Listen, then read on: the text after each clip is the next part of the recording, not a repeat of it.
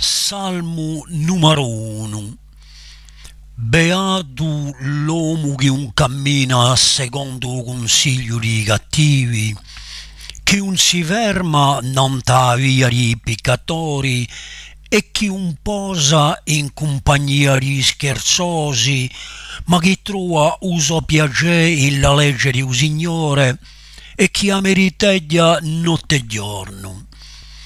Gli simula un albero piantato vicino all'acqua che dà uso frutto in sua stagione e di uguale e fronde non impassiscono. Tutto ciò che lo face li riesce. Non è mica così per i cattivi.